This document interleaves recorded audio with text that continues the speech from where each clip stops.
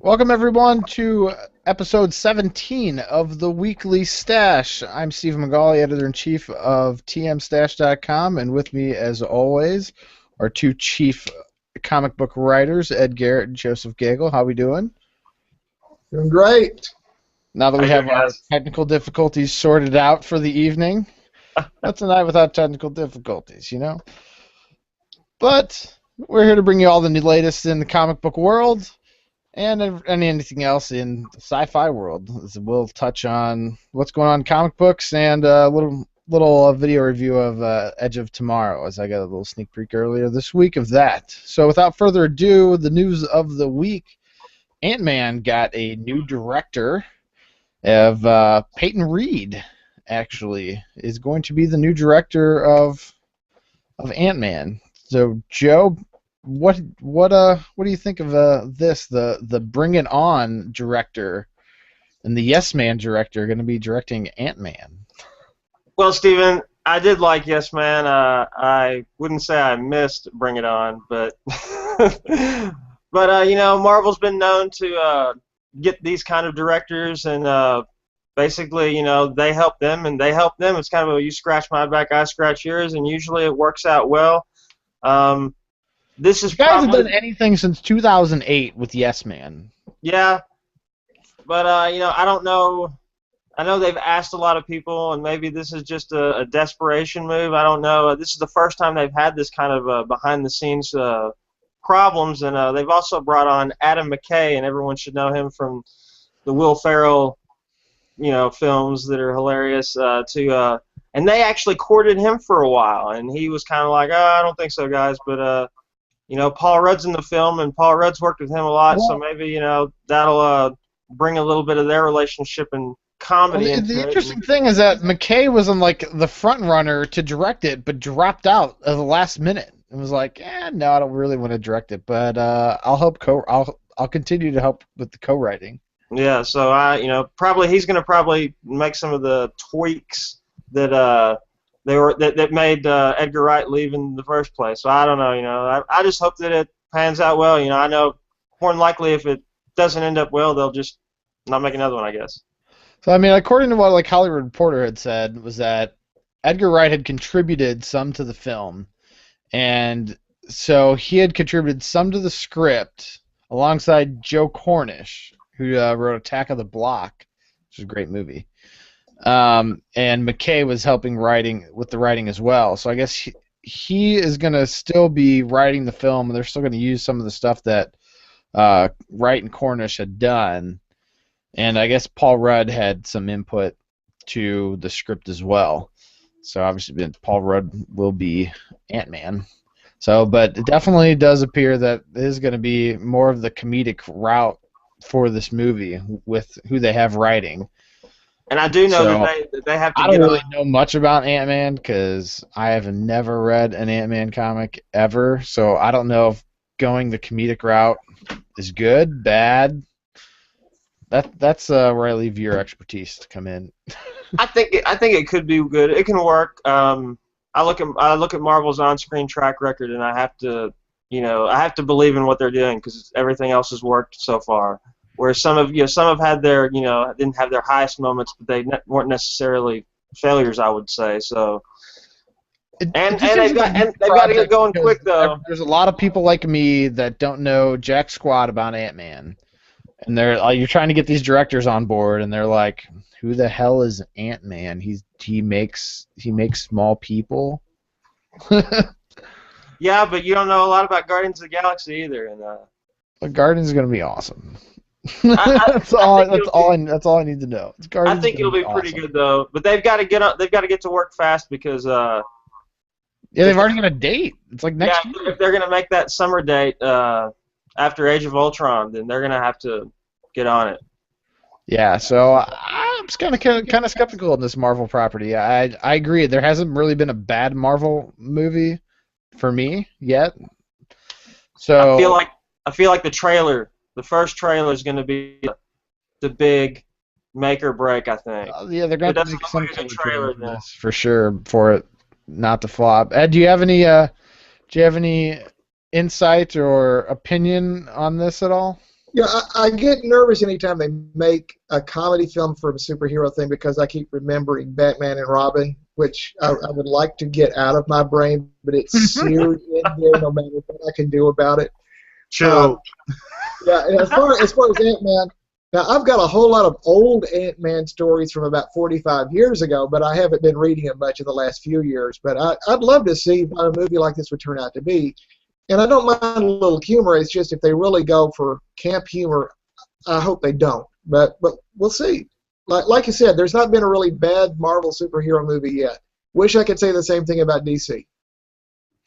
Yeah, and we were touching on that a little bit pre-show, how there's a lot that we wish DC would do differently with a lot of their movies, and we've touched on that before. But they just need to get the TV people to do the movies. The general consensus. And then everything will be fine. Just get everyone doing the Arrow to do the movie. And then DC will be fine. So moving on from what's going on in the movie world, from Ant-Man, I know we had Cyclops 2, which I unfortunately haven't had an opportunity to read yet, but Joe, you got a chance to read that. Yeah, it What was. did you think of Cyclops 2? I was a big fan of the first one. It went well to the next one. They've been traveling father son across the galaxy. They kind of stop at a Las Vegas type place in this one. Where he gets to see more of the galaxy, and they're there to make a deal. Or his dad is, I should say, to make a quick deal on the side, and he does that, but they get jumped by some space pirates that are looking because his dad has a bounty on his head. Because you can't be a space pirate and not be in a little bit of trouble. But this moment though is where young Cyclops actually kind of gets to shine as a fighter almost, because he's been he's been through a lot, he's been through time traveling, and everyone you're still a kid, but this is really it really becomes his moment to show that, hey, I'm useful and I can be good in a fight. So it was a pretty good issue. I'm pleased with it. Yeah, it was a good start to. I like where they were going with the series, so I'm excited to actually get to read number 2. I'm actually trying to get on here to download this, but it's not working. So yeah, I will definitely be picking that up and reading that for sure. What else do you have in the Marvel universe while we're at it, Joe? I'm just going to cover Original Sin number 3. It was another good issue to the story. They've got the Orb in custody. He's the Z-lister I was talking about with the eyeball head, and they're doing some heavy questioning on him. But the bigger part of the story is that there's these other groups of heroes that have been teamed up and are doing research on how this could have happened, but you don't know who's got them, who's in charge of them. That's been a kind of a mystery, is who's been sending out these teams of heroes to figure out what's been going on, and you find out that there have been other cosmic-wide killings, like on a cosmic scale, by these green bullets that seem to have some kind of gamma signature to them. So, and they're tracked down to a point, and there's going to be some spoilers coming up here, so sorry. I'm going to keep it light, though. In one of the groups, the Winter Soldier is kind of exploited as maybe a suspect, as he kind of leaves his team high and dry and goes back and kills Nick Fury Sr. And I mean brutally kills him, takes his head off, and basically, and I think it's all revolved around the secrets that were exposed, because in the end of the last issue, a lot of secrets were let out of the eye, and Nick Fury is the only one who doesn't see any of the secrets. Everybody else sees everybody else's secrets, and some of the heroes, because of that, have gone off. Like the Hulk has gone off on his own to destroy Tony Stark for some reason. He's mad. So this has injected a lot of chaos into the Marvel universe, and the big thing with Nick Fury was like a big wow to me, like whoa. So moving forward, that should be quite interesting. Yeah, that's a huge twist. That is massive. Definitely wouldn't have seen that coming. I actually might need to read that. Yeah, it was pretty good. All right. Well, that is a good twist. So everybody pick that up, even if you're not reading it and you're like myself, and probably need to see what happens there and see how they kill him off.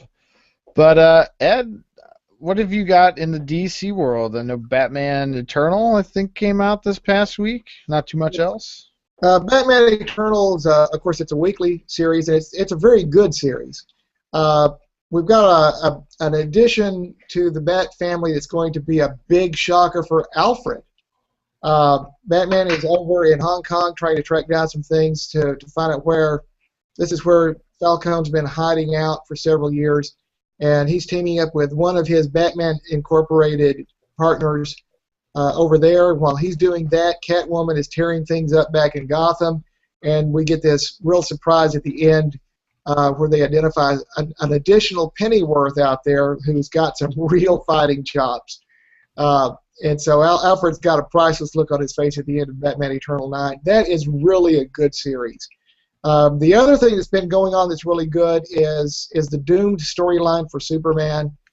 This is where he's been infected with the remains of Doomsday, and he's quickly becoming Doomsday himself. And it's what do you do when no one can trust Superman and when he really doesn't know if he can trust anyone else? Sam Lane's gone all out to try to stop him, and needless to say, all of that's going to backfire. But I'm really anxious to see how this turns out. One interesting thing on here, and it was a lot of fun. Superman left an emergency number for Wonder Woman to call if there was ever some real big problem. So she dials it and finds out that he also gave a number for Lana Lang to call if there was ever an emergency. He gave them each other's number because he knew them could work well together. And so it's a great twist. But that is really, to me, like the first 2 or 3 issues of the New 52, when Rags Morales and a couple others were on action, were really good, but it had sort of really stalled for me until this Doom storyline. And it's really, to me, the best storyline they've had in the New 52. So that's what we've had in the past week. And I don't know if you're ready to talk about the upcoming week or not. Go for it. Great segue, Ed. There is going to be a good week for DC this week. Batgirl 32 is out. Gail Simone is promising that the next 2 or 3 issues of Batgirl are going to be huge. And if she's promising that, it probably is going to be huge. Batman Eternal 10 is out with Batman fighting alongside Catwoman. Detective 32 is out with Icarus Part 3. That has been an outstanding storyline. This drug gives you supposedly some sort of superhuman strength or power for a temporary period of time, but then the downside is you burst into flame and die. And so they're trying to track down this dangerous drug. Justice League United 2 comes out, and then the Doom storyline continues in Superman Wonder Woman 9. That has been, to me, one of the best series in the New 52. I know there's a lot of Clark and Lois fans out there, but I got to tell you, if you're not reading Superman Wonder Woman, you're missing out on a great book. And they're facing off against the Red Lanterns, including Supergirl, who has become a Red Lantern recently in her own book. And then World's Finest 24 has Power Girl and Huntress starting their journey back to Earth 2, which is where they came from, and it's going to be real interesting to see what comes out of there. Other publishers, we've got a lot of stuff out of here. I'm going to come back to Action Lab last because I want to talk a little bit about Action Lab. But at Boom, Lumberjanes number 3 is out, and that's going to become an ongoing series. The Returning ends its 4-issue miniseries run, and it's been exceptionally good. Dynamite has a new book called Blood Queen coming out along with their Twilight Zone annual. Dark Horse has Star Wars 18 coming out along with a book called X. That's part of their Project Black Sky lineup, which is exceptionally good for superhero stuff. Image has Real Heroes number 3. This is sort of their galaxy quest for superheroes, where they've been pulled into an alternate world to replace the real heroes who they were portraying in the movie. Shudder number 3 is coming out. Starlight number 4, which is another one from Mark Miller. It's really good. And then Tales of Honor number 3 comes out. Then Action Lab has Bo Plushy Gangsta #3 coming out. And it's definitely for adults. It stars a teddy bear, but just think Ted with a gun would be Bo Plushy Gangsta. Action Lab, to me, is one of the best publishers out there. This was our first indie publisher that we talked with. And last week I talked a lot about Valiant. Action Lab has two major lines. Their Action Lab All Ages line, which is by far the best in comics today, and their Danger Zone Mature lineup, which is as different from their All Ages line as you can get and has some really cool stuff. Their All Ages lineup has Princeless, which was an Eisner Award nominated and multiple Glyph Award winning series about a princess who gets tired of waiting for her prince to come and decides to save herself. And it's just amazing. It's one of my favorite books when I get a chance to talk to parents and kids. It really isn't. Their all ages books are truly all ages. If you're an adult, you're still going to enjoy it, and your kids are going to really like it. It does not dumb down or pander to kids at all. It entertains, and it's exceptionally good.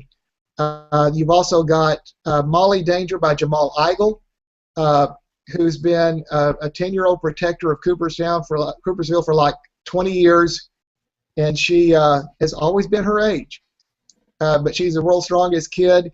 You've got Skyward from Jeremy Dale, and his artwork is almost Disney-esque, and it's just rich, and it's got a great emotional content, and it's a great adventure book. So that's their kids lineup. Their adult lineup, everything sets a genre on its ear. M Theory was the first indie book I got a chance to review on the site. And you've got a guy who the very start of the book, he's shot and killed by his girlfriend. Wow. And then he wakes up to find that his cat can talk. And he goes into all these really weird adventures, and it's bizarre and it's wonderful. They've had Ghost Town, which was what would happen if someone had learned how to weaponize time travel. You've got, oh my gosh, I'm a Zombie Tramp, which is out right now. Night of the 80s Undead. Several other books have been good. And Fracture, which is one of my favorite superhero books. And they keep coming up with more titles. They've got a few more coming out now. But if you want something that is highly creative, that gives you something that you don't see in other books, whatever genre they're hitting, you're going to have a twist that you don't see anywhere else. It's not one of the biggest publishers out there. It's certainly an up-and-coming publisher, and they've managed to get a stable of highly talented writers and artists, and I can't recommend these guys highly enough. It's Action Lab and Danger Zone, and if you aren't checking them out right now, talk to your comic store. If they're not ordering them right now, now's your chance to talk to them. Get them into their previous issue with Diamond, and get a few things under pre-order. I think you'll be glad you did. And that's sort of the wrap-up for Indies. Awesome. Yeah. Hey, Joe, what do you got coming up next week with Marvel? I got a decent list next week. Uncanny X-Men #1 special starts, which is going to be a 1 of 3 book with a crossover with Iron Man and Nova. Disney's next book, Figment #1, which is a steampunk fantasy type book. That's going to start up this next week. Got Nightcrawler #3, which has been pretty solid. X-Force #6, which has been a really good one in my opinion.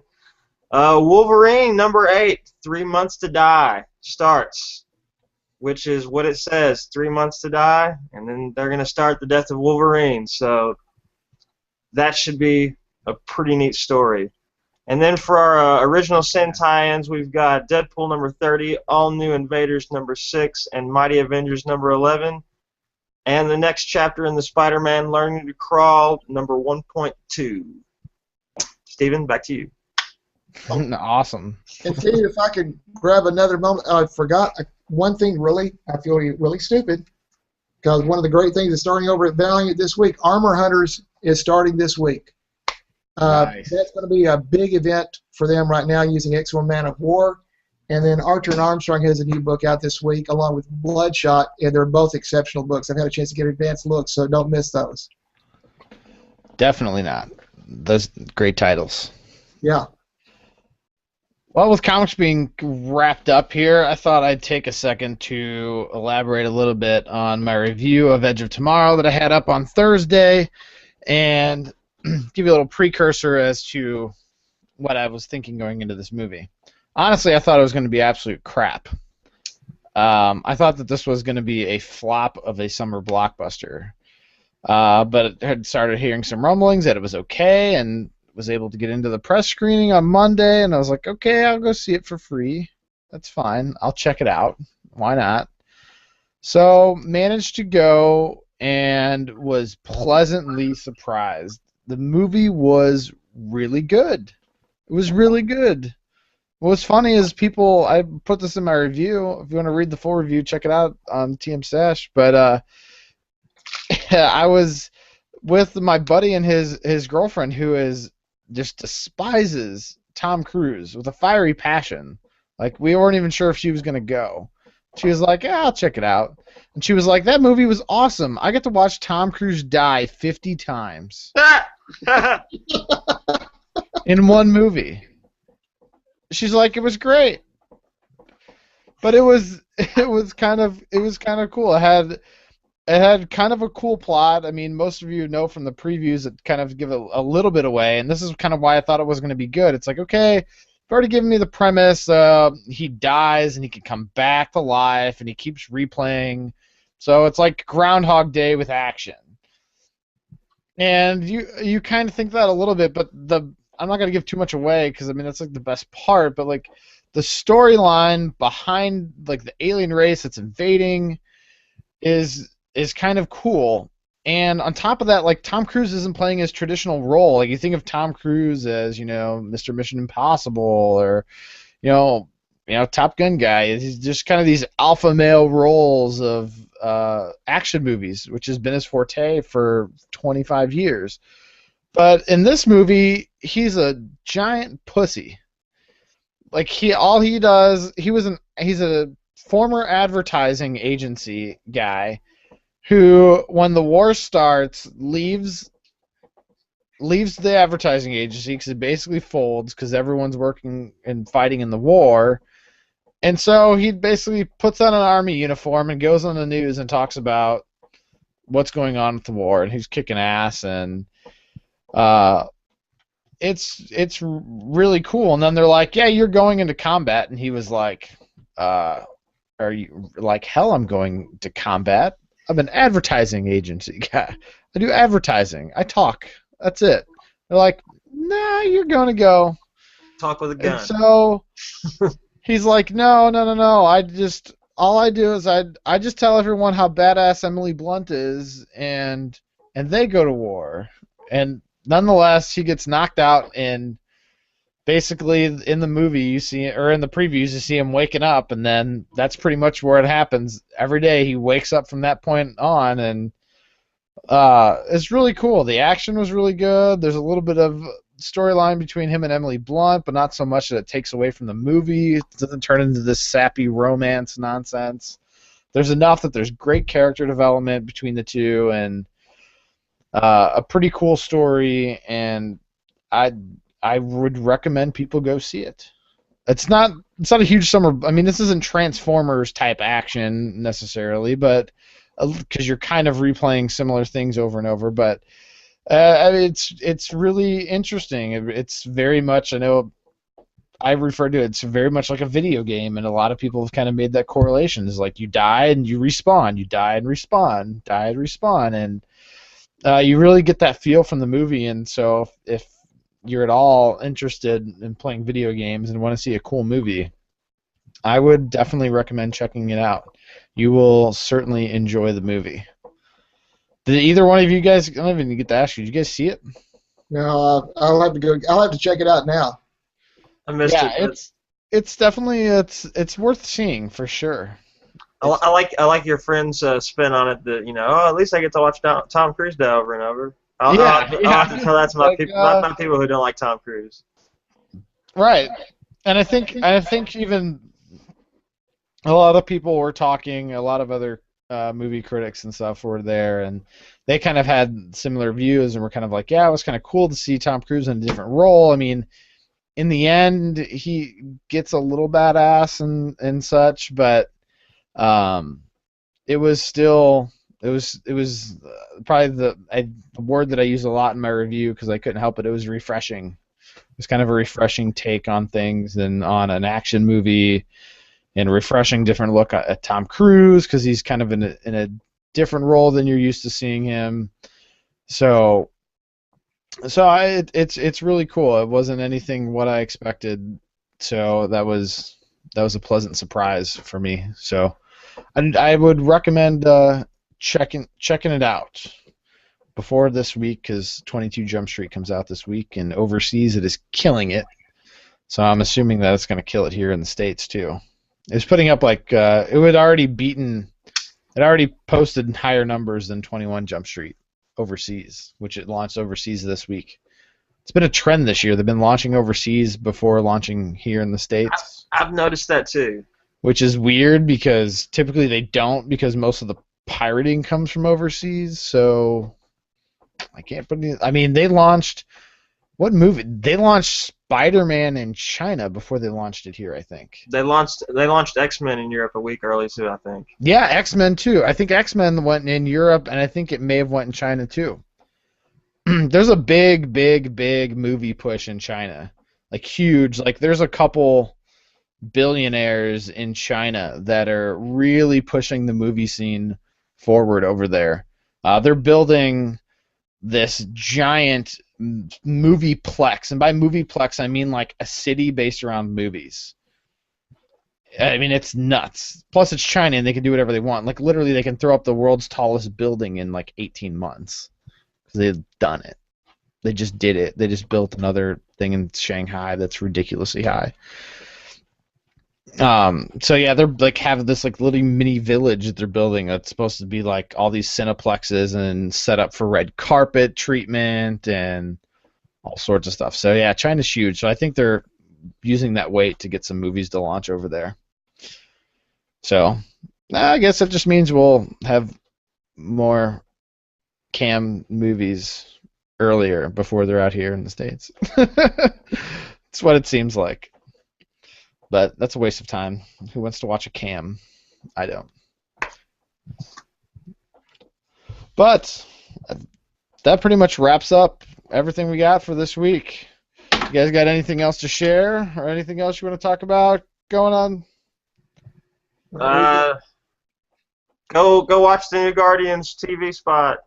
Yes, yeah, the new TV spot. Yeah, it's running during the NBA Finals. I know a lot of you probably give a hoot about the NBA Finals, but if you can catch the commercials during the NBA Finals, you're likely to see a Guardians of the Galaxy trailer. It might be on your local Google as well, or YouTube. Yes. There you go. Yes. I'll try to find that and have that up on the site tonight. For those of you who are going to be in Charlotte for Heroes Con in a couple of weeks, I will be there wearing a TMStash t-shirt, so if you get a chance, come up and say hi, and we'll even grab your picture if you are willing and put you on the site. Especially if you're from Finland. Cool. And we could put something up on the website if we get enough people. We could maybe do a meetup. Yeah, Joe was found. I was talking before the show. We found out that for whatever reason, we're actually somewhat popular in Finland. So hi to everybody over there, and glad you're following us. The amazing thing about the internet that even countries that don't speak English that are will randomly be picking up your site. So it's cool. So hello, worldly viewers. We appreciate the support and everything. But that is it for us tonight. Thank you guys, and everyone keep reading the stash. Good night. Night. Right.